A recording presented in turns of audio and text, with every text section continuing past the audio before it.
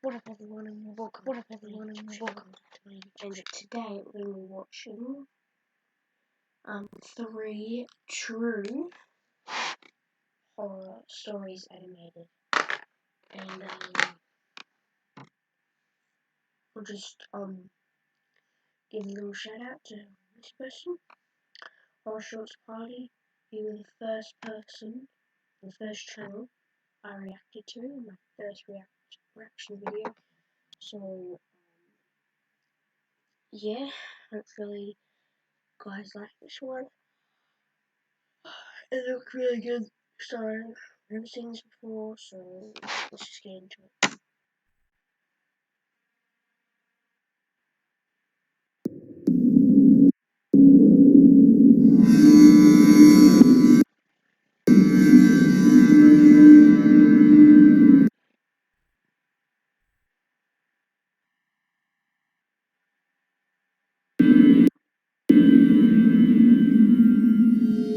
A bond between two childhood friends is equivalent to the bond shared between two brothers. Nothing can get in between the two. Like every real relationship, there will always be a few rifts here and there, but it's common to experience such a thing. It's what makes the bloodline between the two recipients thicker. Hence the term BFFs, or brotherhood in my case. I had a close friend named Joel who I'd known since childhood. We grew up together in the downtown region of our city, where we were not only classmates, but neighbors as well. Well, not exactly neighbors. I lived in a house while Joel lived in an apartment located about 5 minutes down the street. Joel and I basically accompanied each other for the latter part of elementary school. As we got older and started attending high school, our bond remained the same, if not stronger. We would literally do everything together. We made sure we enrolled in the same classes and hung out during our lunch breaks. Joel would always swing by my place after school, either to hang out or work on our school assignments together. My parents treated him as if he was one of their own. It was almost as if he was an unofficial addition to our family. My hamster even liked him, as he would always feed her and play with her. If I had to describe Joel, I would say he was a skinny, nerdy kid who had a warm heart, but also a fast metabolism. Every time my mother would fix us a plate of dinner, Joel would literally devour it in a matter of seconds. It was almost as if he had some sort of tapeworm in his stomach. I always knew Joel came from a struggling family, as he had once disclosed to me that they'd been living off welfare and disability checks. In essence, I couldn't help but feel some sort of sympathy towards him, which is why I didn't mind if he came over to eat often. There was this one time during one of our summer breaks, though, where things took a darker turn for the worst. I invited Joel to a family barbecue that my parents were hosting on a Saturday afternoon. Joel and I had planned for him to sleep over at my place for the duration of the weekend. My parents had recently purchased an Xbox console with the newest Halo, so we were both anticipating on playing the game later that night. I recall my dad grilling a few chicken breasts on the barbecue while Joel and I Okay, I'm just gonna get some water and I'll be back. Okay, got some water and what the hell?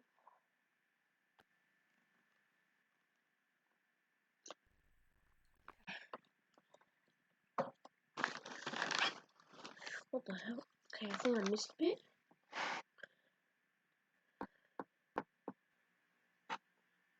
Okay, I'll just... a thing. What? No, I didn't. He's lying. What's the matter with you? And began sobbing profusely while down. You're gonna get salmonella. Joel then spat out the raw tongue. Not yours. What? Where the hell was this here?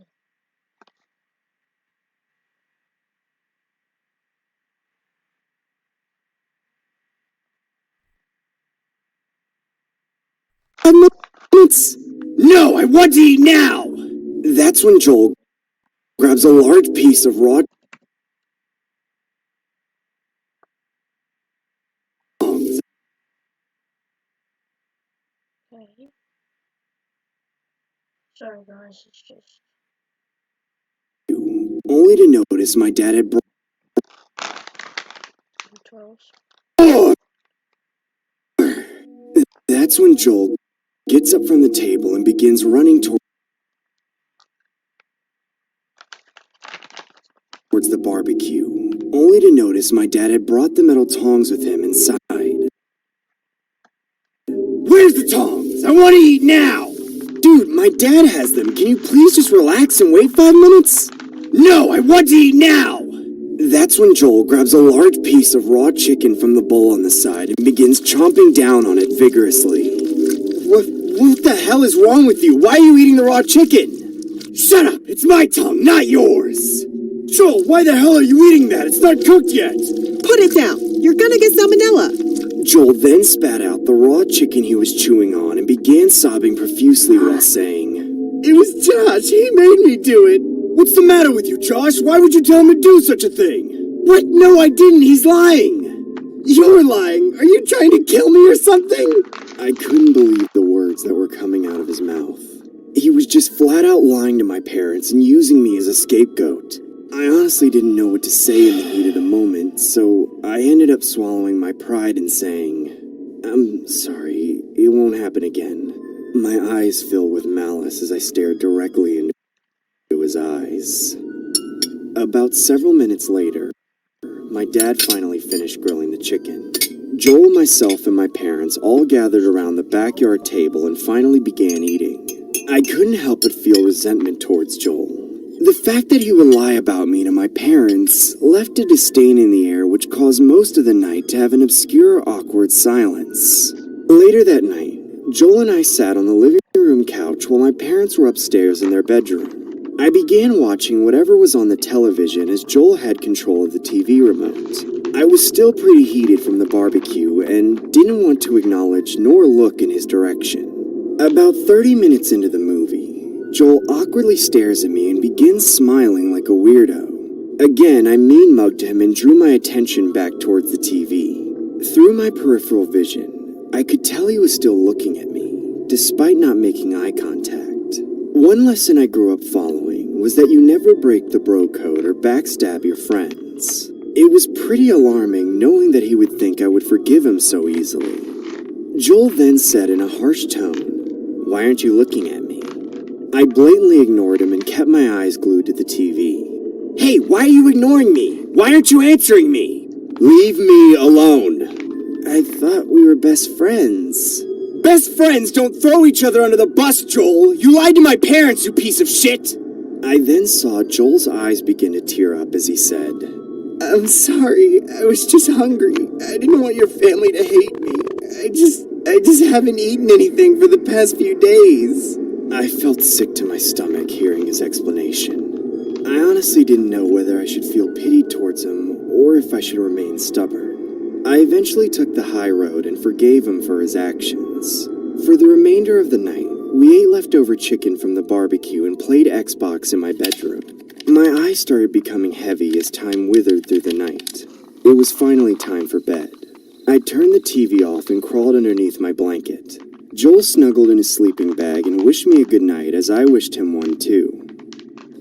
About 2 hours into my sleep, I heard weird noises coming from downstairs. Who could be awake at this time?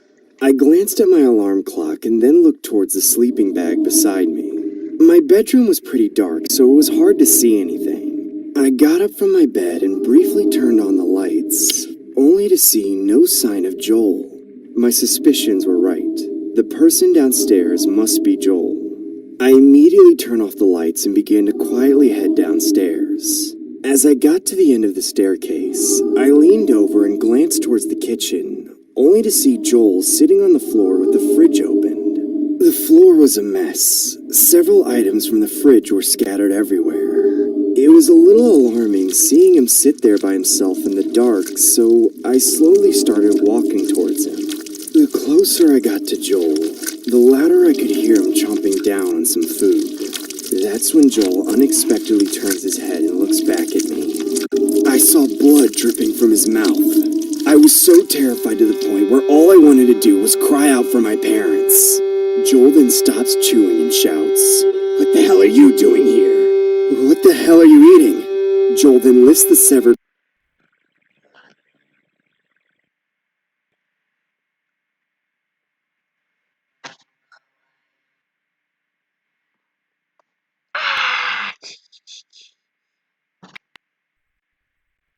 Meet Editor X, the world's most advanced website.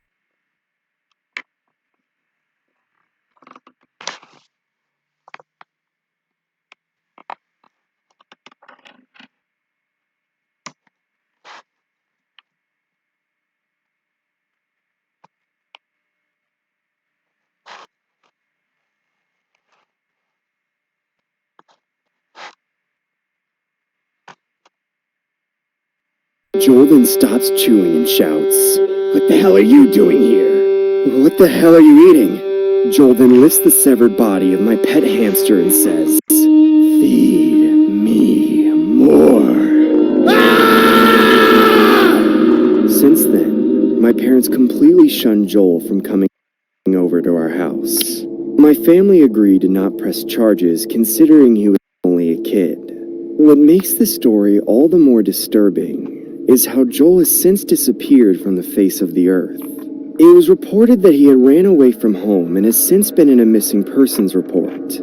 From my family's perspective, we felt as if the backlash from eating our pet hamster and the occurrence of him eating raw meat from our barbecue was enough to drive him away, as he probably didn't want to deal with the noise that might have potentially arisen at school. It was a bittersweet moment seeing my parents kick Joel out of our house that night. It felt like I was losing a brother whom I could never have sleepovers with again. It's been well over 2 years since his disappearance. No amount of search parties or missing signs could bring Joel back to his home. I beg to differ, as I think Joel finally found the sleepover he so desperately desired. Hey, Josh. Dinner's ready. Coming, Mom! What did you make for dinner today, my beautiful mother? Well, in today's menu, we have a large plate of spaghetti with extra meatballs, just the way you like it. Thanks, Mom. Do you mind if I grab a second plate? I'm really hungry. Sure thing, kiddo. Knock yourself out. Thank you, Mom. I began to head to my bedroom and cautiously closed the door behind me, making sure the coast was clear and that my parents weren't on to me. I then opened my closet and looked up towards the entrance of the attic while whispering, "Hey, Joel, food's here. Feed me more." Hungry, aren't you?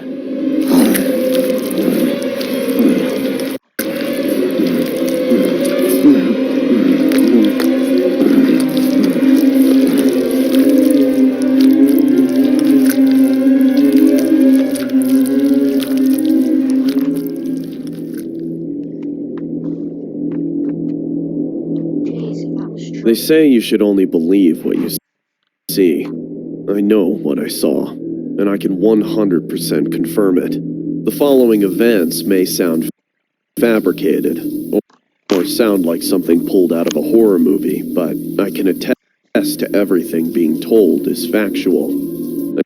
I sometimes second-guess myself on the legitimacy of this story, as I ponder if my mind was playing tricks on me, or if I was simply hallucinating that night.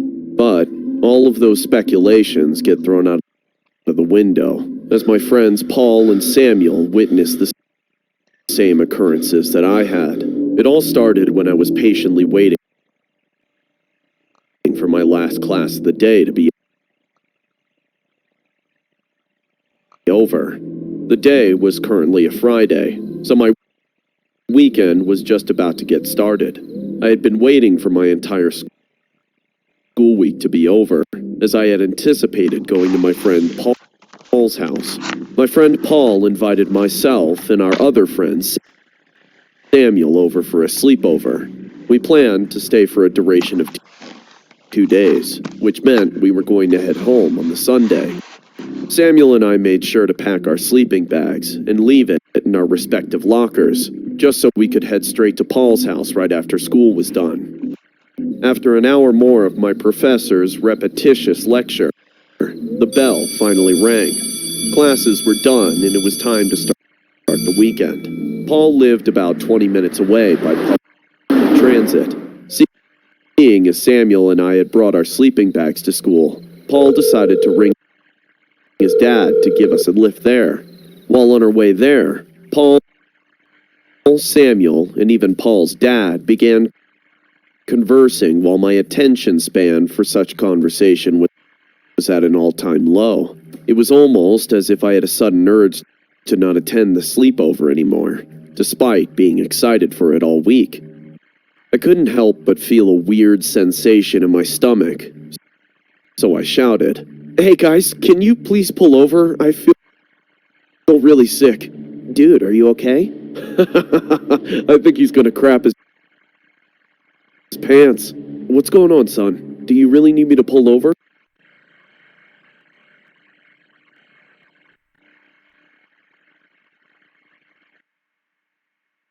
Meet Editor X, the world's most advanced website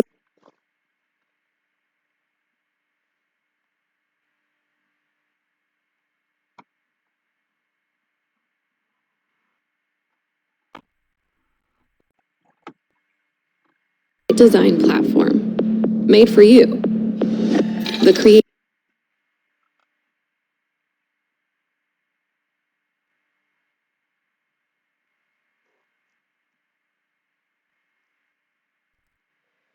Oh my bloody god.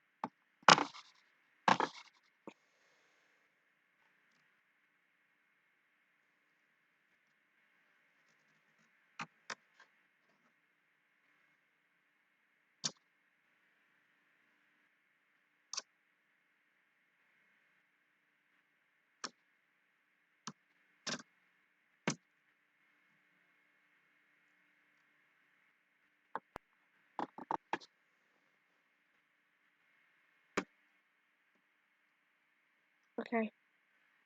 So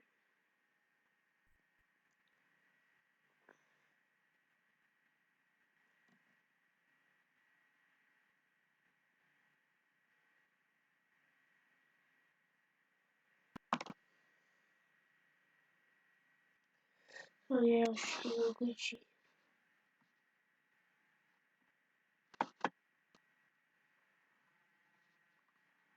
So glitchy.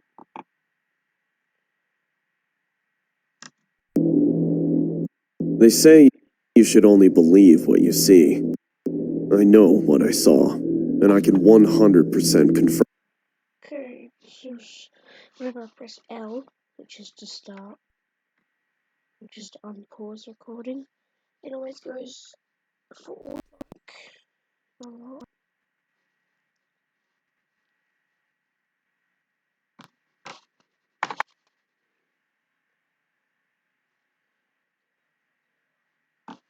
About there. Yep, about there, about there. Okay. Just skip this bit.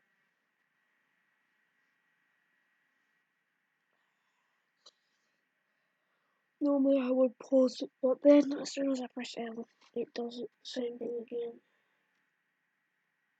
Okay, so to download, and we will be good.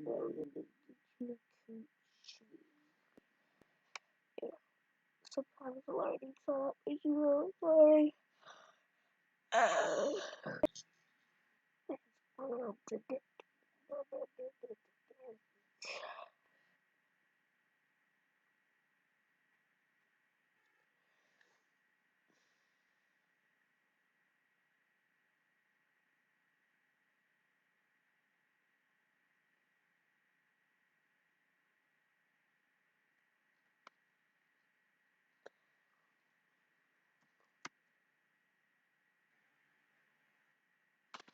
Okay.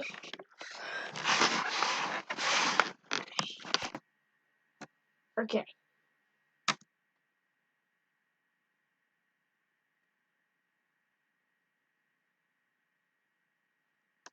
Okay, now it's getting a bloody sound. Great. Hey guys, can you please pull over? I feel really sick. Dude, are you okay? I think he's gonna crap his pants. What's going on, son? Do you really need me to pull over? Yes, pull over! Paul's dad pulls over to the side of the road. I immediately hopped out of the car and began running towards the forest area, where the entire landscape was secluded with extremely tall trees. I then stood behind one of the trees while trying to remain hidden from the road's view, as I crouched down to do a number two. As I was having a bowel movement, I could tell that it was going to be diarrhea. Nothing could be more embarrassing than a scenario like this. I could have sworn I just had a bologna sandwich. Why the hell do I have to go so bad? Usually, I could withstand the smell of my own manure, but then I realized the stench was far greater than that. I remember seeing a dead rabbit laying in front of me. The amount of flies and maggots surrounding its anatomy was appalling, but it was too late to change locations now. As I finally finished my business, I realized that I didn't have any toilet paper.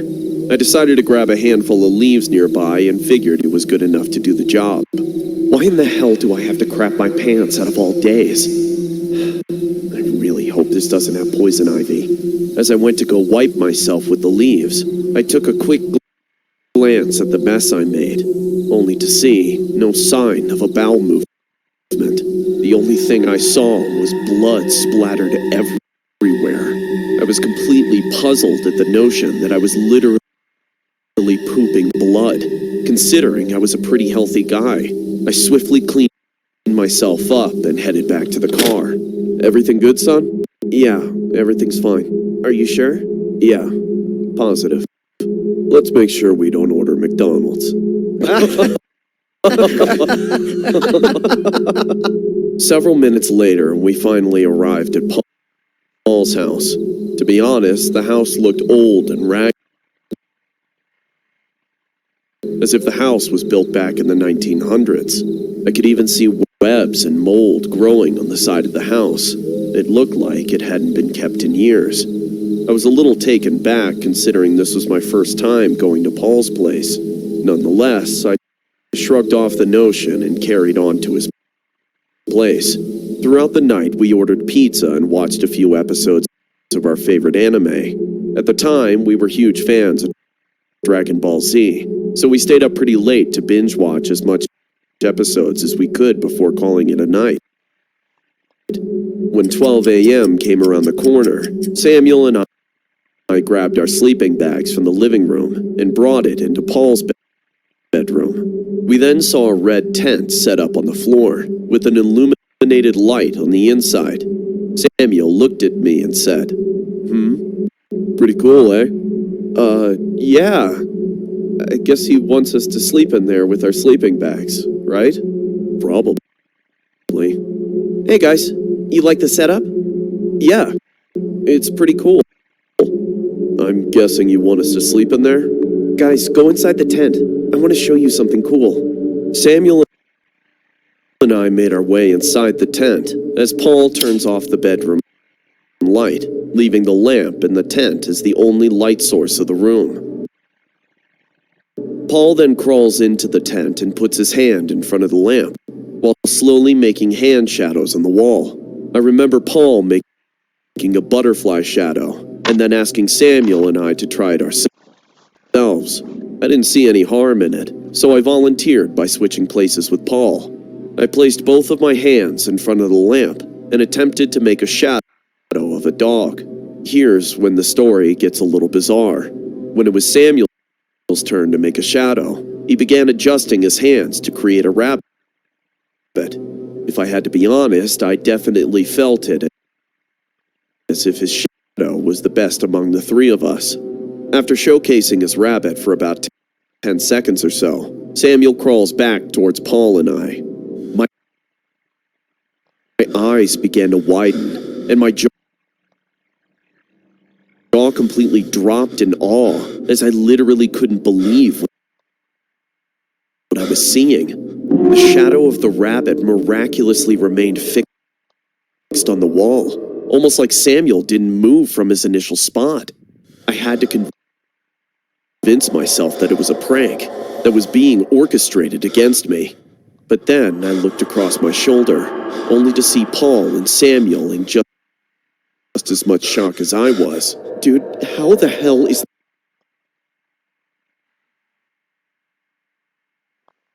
that rabbit still there? I don't know. What the hell is going on, dude? About 5 seconds later, the shadow of the rabbit begins to dart across the room, creating a loud thud. Dude, this better not be a prank. I swear, I didn't do anything. Is your house freaking haunted or something? No. At least, I don't think it is. Guys, let's just call it a night. I'm sure it was just our imagination. I'm freaking heading to bed. Paul and I get out of the tent and head to our respective beds. He crawled into his bed while I slept on the floor in my sleeping bag, leaving Samuel alone in the tent. Samuel then closes the lamp and zips up his tent, wishing everyone a good night. An awkward silence then filled the room, as each person laid quietly. I knew for a fact that Paul and Samuel were definitely not sleeping, especially after what transpired. A couple of hours had passed, and I finally induced myself to sleep. A spine-tingling chill grazed past my body and forced me to awaken from my slumber. Michael! Michael! Michael! I could then hear Samuel's voice calling my name from a distance. It sounded like it was coming from downstairs. I went to go check the tent to see if Samuel was there, only to see no sign of him. I got up and headed outside and saw a bunny hopping down the flight of stairs. What the hell is going on? Am I seeing things again? As I walked further down the stairs and followed the bunny, the voice of Samuel grew louder and louder. Michael! Michael! Michael! Michael! I could then see the bunny sporadically dart to the basement. I decided to follow the bunny as I realized Samuel's voice was coming from down there. I blindly walked down those flight of stairs, despite the entire household being pitch black. When I finally got to the basement, I could see the same red tent from the bedroom being illuminated with a lamp inside. I could hear Samuel in the tent repeating my name. Michael. Michael. Michael. Michael. I then approached the tent and zipped it open, only to see Samuel's rotting corpse being chewed on by several rabbits. I could see blood spewing everywhere, with hundreds of flies and maggots surrounding his anatomy. The room turned completely dark as I dropped to the floor and passed out cold. The next morning, my friends Paul and Samuel wake me up from my sleep. I had awoken while laying on the ground of the basement floor. There was no sign of a tent, nor was there any vital sign of Samuel being deceased. The only logical explanation that I could think of was that I must have been sleepwalking. My friends told me they found me laying on the basement floor, and they found me missing from the sleeping bag in the bedroom. What makes this story more disturbing is how they attested to seeing the shadow of the rabbit that very same night. I still can't comprehend if what I saw that night was just a hallucination or a really bizarre lucid dream. Whoa.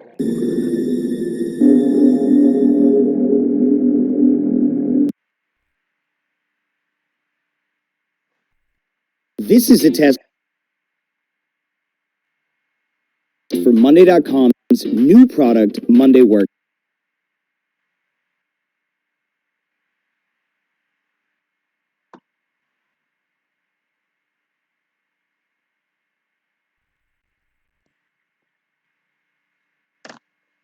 Docs.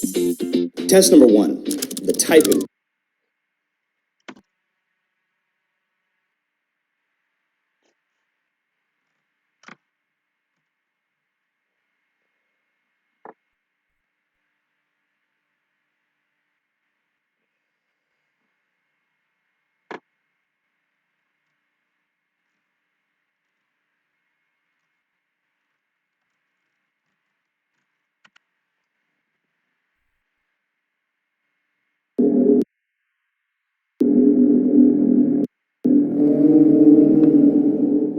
I was in 6th grade when I met Edmund. He started at my high school in the middle of the term. Edmund hardly spoke to anyone, until one day we sat together in geography class. The more we communicated, the more I realized that he wasn't shy. He was very friendly. He told me his parents moved to this town to stay with his grandma, whom he just met for the first time. But whenever he spoke about his grandma, I could see sorrow lurking in his eyes. I liked being friends with him. The way he dressed up and carried himself was enough to circle him out as the rich kid in town. Edmund wore new clothes almost every day, and his dad came to pick him up in a Mercedes. Soon, we started to hang out after school. Ed came to my house almost every weekend, and we played the entire day. Ed mentioned a new video game that his father just bought, and secretly I was hoping to get an invite to play it together. My wish was fulfilled immediately, as Ed took me to his house after school. Ed's father wasn't a very chatty person. The entire ride, he didn't even address me once, which felt a bit off-putting. As we got close to his house, my eyes widened from shock. Knowing how excessively rich these people are, I was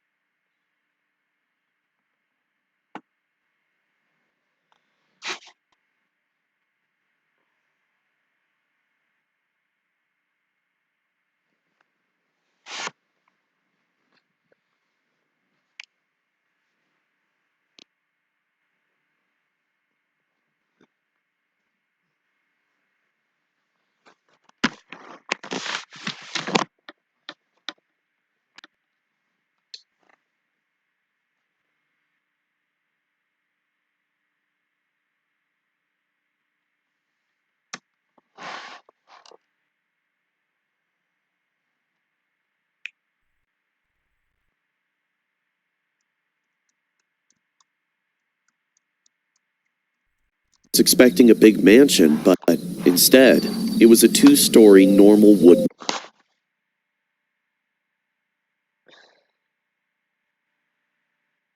house.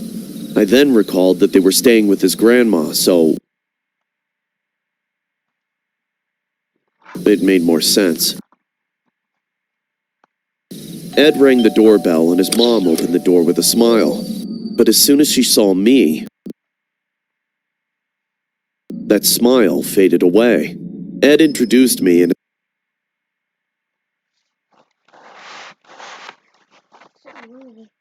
Ed's mother gave a fake, cold smile, saying,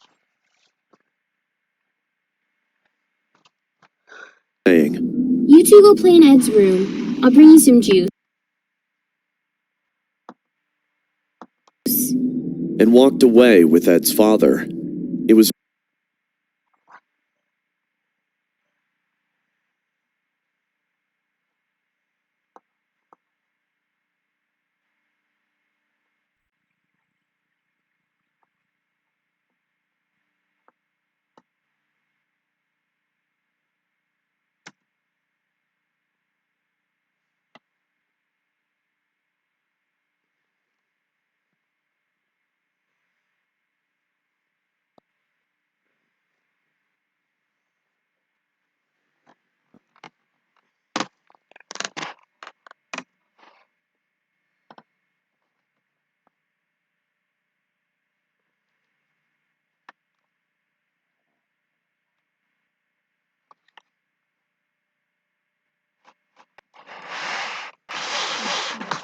very clear that none of them were happy to see me. Maybe it's because I'm not another rich kid. I shrugged it off and went upstairs with Ed. A narrow corridor lied upstairs with doors to separate rooms. The first door led to Ed's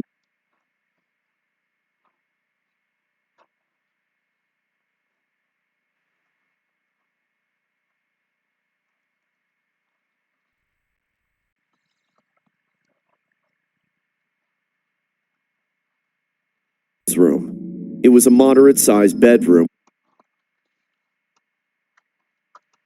with a bunch of toys and superhero decorations that were recently put up. We sat near his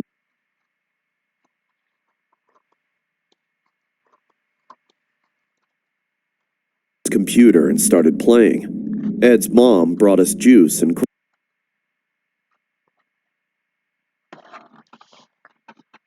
crackers.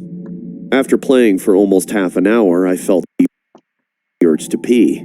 Ed told me the washroom was down the hall. I walked through the corridor and was about to enter the washroom when suddenly something caught my eye at the end of the hall.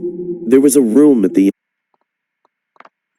end of the corridor which I didn't notice at first due to the dim lights. I could hear whispers coming from that room. I was trying to listen in on what was being said, but then the door swung wide open. Ed's mom came out, and our eyes met. She immediately closed the door behind her, but in that small moment, I saw a glimpse of an old woman lying on a bed with an oxygen mask placed on her face. Ed's mother looked at me with wide eyes and said, "Your parents must be worried. Ed's dad can drop you off now." She walked away to tell Ed that it was time for his uninvited guests to go home. I was just a kid, but I didn't fail to read between the lines. After another silent ride with Ed's dad, he dropped me off at my house. I felt very insulted. I promised myself to never go to Ed's house ever again. I had no idea that rich people could be this mean. Time went by and I started avoiding Ed at school as well. He understood that I was pissed off with his parents' behavior. So one day he confronted me during recess.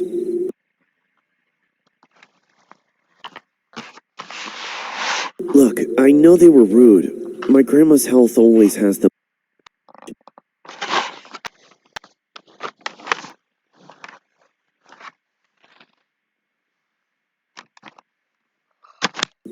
"What happened to your grandma?" "The day we arrived, we dropped Mom at the house.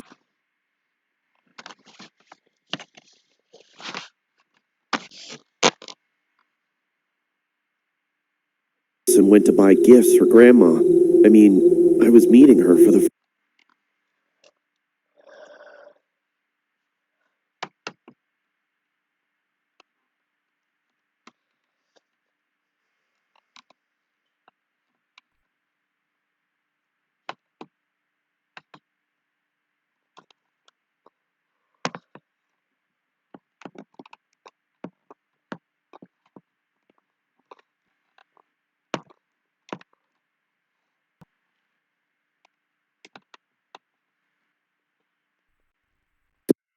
first time.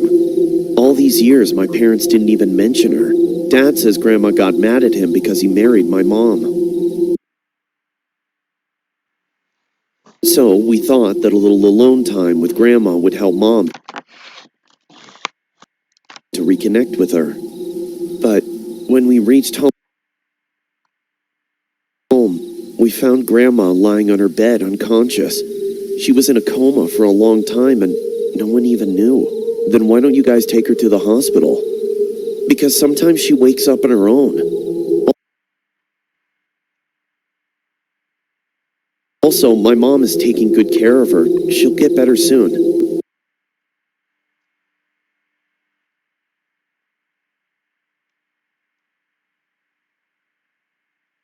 I felt bad for judging too fast. I had no idea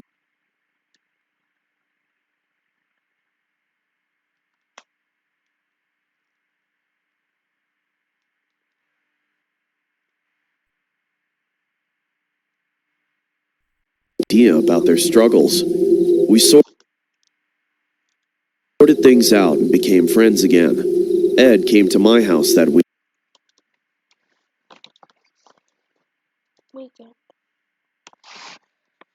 weekend.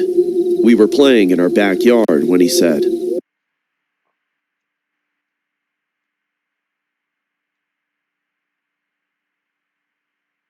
"Hey, why don't you come to my house for a sleepover tonight? My parents are going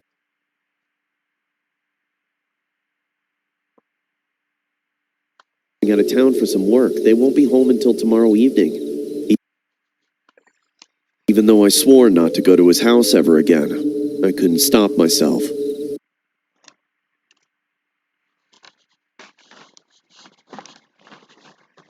What about your grandma? Won't she be angry? Come on, she doesn't even leave her room. We could play video games all night. I told my parents about this plan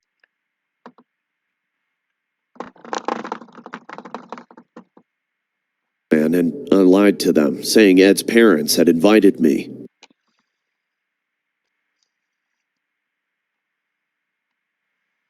My mom knew Ed well already, so she didn't say no. I packed a small bag and we rode our bikes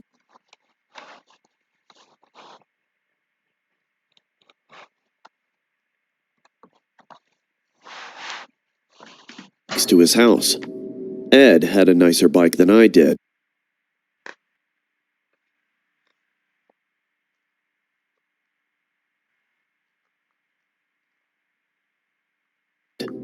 There was an electrical bell attached to it.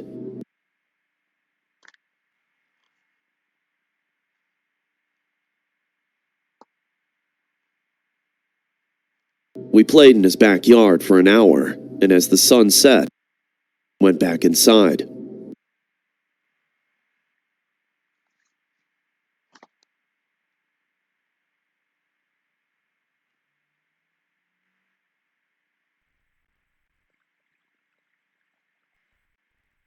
Let's eat something. Ed ran to the kitchen and I followed him. There were lots of cardboard boxes scattered around the kitchen floor. It's been quite a long time since they moved here, but it seemed like they still had a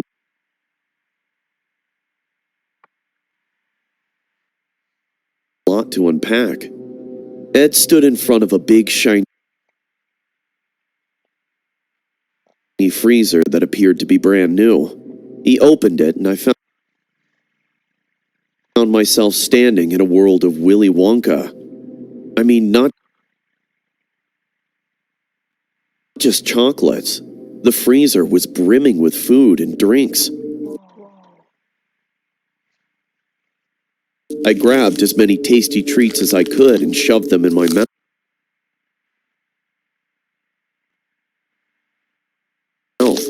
After converting our stomachs into big fat bellies,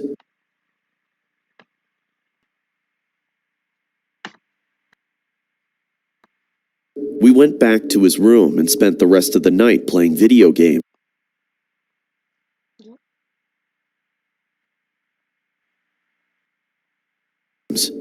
I was having a great time, no doubt. We played level after level like crazy, and we had no homework or parents to tell us to go to bed. Hours passed by when the clock in his room struck 9.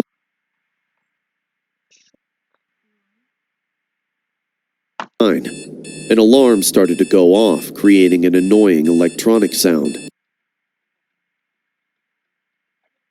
Why did you set the alarm for 9 p.m.? Oh, I almost forgot.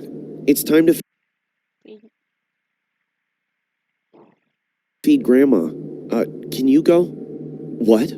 Me? I don't even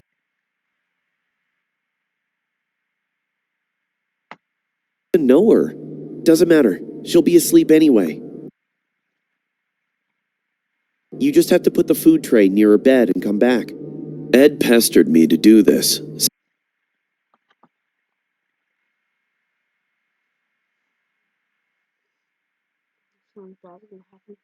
saying he's in the middle of the level. I had to agree because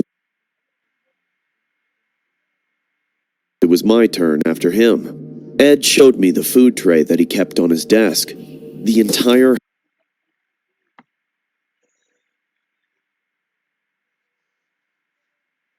Oh, got bloody laser on the tray.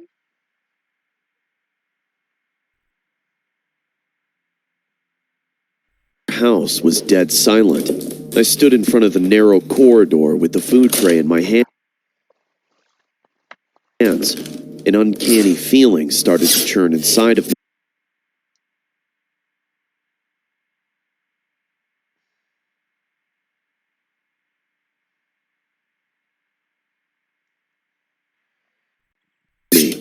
I slowly walked to her door. Every time I took a step,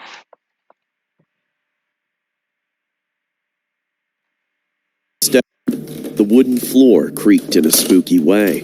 I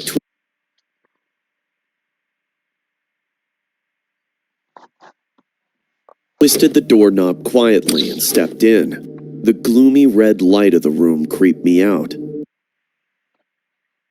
A smell of weird chemicals triggered my nostrils like an electric shock. There was a worn-out couch, a wooden table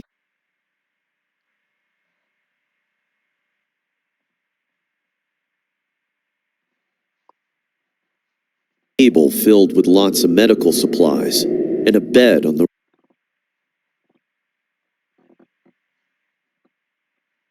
right corner of the room. I've already seen that bed.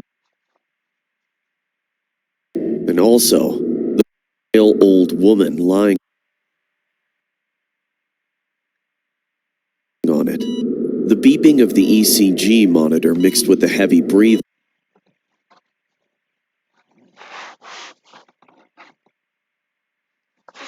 of Ed's grandmother gave me a feeling that I'm not supposed to be here.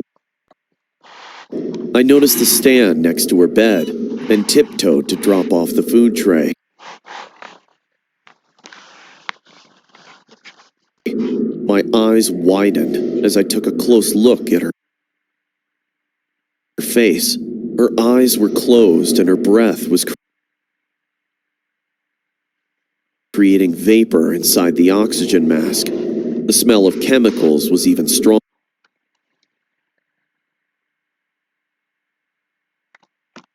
near her. I put down the tray and turned to walk out when my hand accidentally hit a candle stand and it fell on the floor, creating a loud thud. I immediately picked it up and my eyes went over to the bed again, and this time, she was awake. Ed's grandmother was staring at me with wide, scary eyes. Her bony body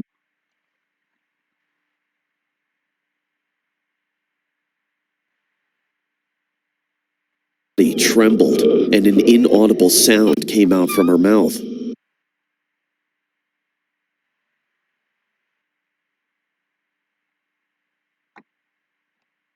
I'm sorry, I didn't mean to wake you up. Ed told me to bring you food. What happened next happened so quickly that I still struggle to recall the memory. She got up on her bed and pulled off the oxygen mask in one go. She then grabbed my hand and pulled me right next to her face. She opened her mouth and, oh my God. No tongue. Her mouth. There was no tongue in her mouth.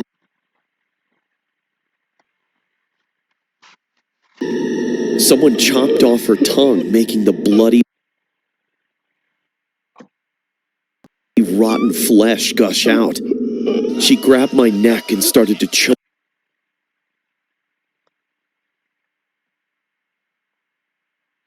me like a maniac. I was sweating like a dog and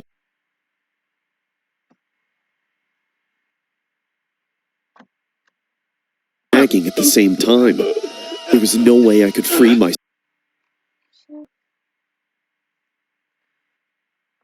from her tight grasp. Just then, the room door opened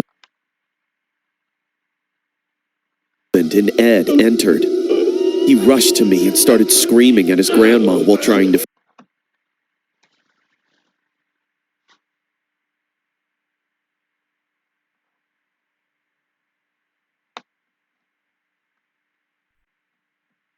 free me. Grandma, why are you hurting my friend? Let him go. He pulled me away and I fell on the floor panting for air.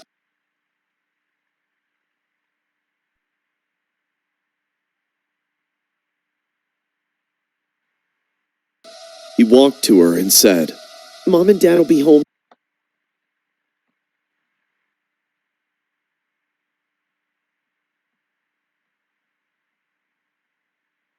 soon. You better finish your dinner and go to bed like before. You're sick.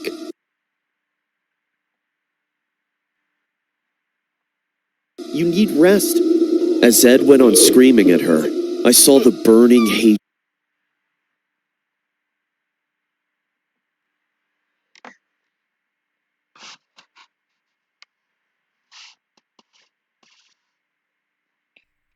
rising in her eyeballs. She grabbed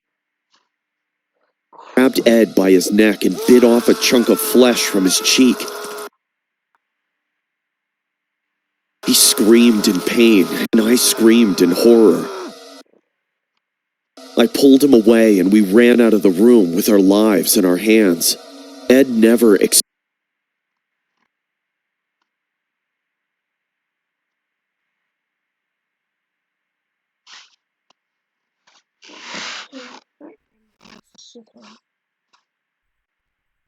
expected his grandma to act this way.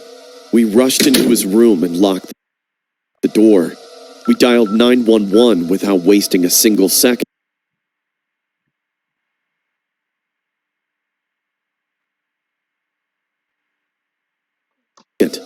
Abrupt footsteps were running around the corridor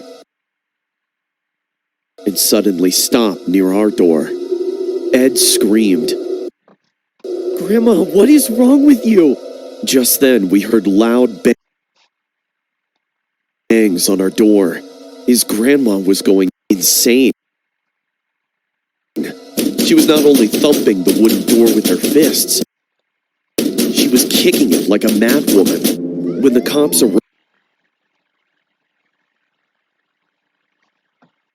arrived and took her into custody, the entire incident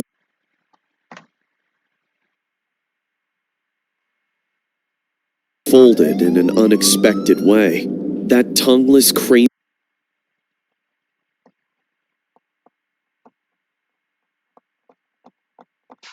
crazy woman was neither crazy nor Ed's grandmother. She's a crazy psychopathic woman. Yes, she was the actual owner of that house.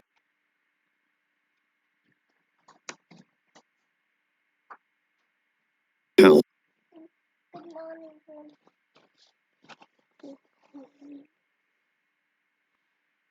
I want to have a good walk. No. He didn't have a... He didn't.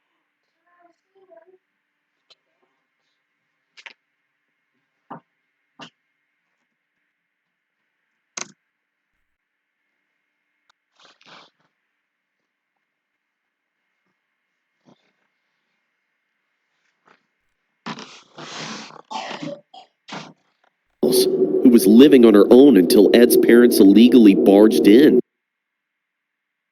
And Ed's parents? They were bank robbers on the run for the last 5 months. They made an evil plan to take shelter in this old lady's house.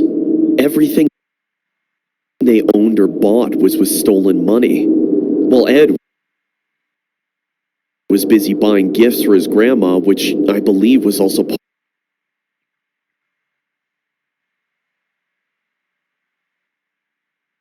part of their plan. Ed's mother cut off the poor woman's tongue so that she couldn't scream for help. Not just that, Ed's father gave her sedatives every day to keep her unconscious. When the old woman saw me and Ed, she took us as threats and acted in self-defense. Ed's parents were sent to prison with serious criminal charges, whereas Edmund was transferred to a foster home. I still remember the day I saw him for the last time.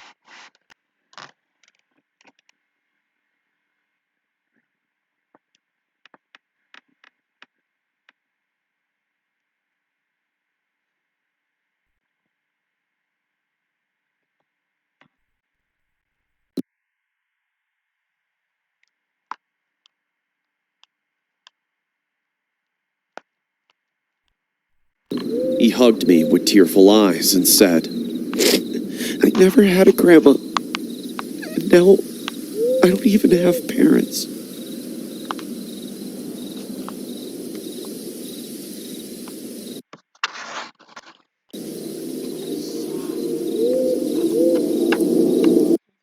For today's video, make sure to like and subscribe.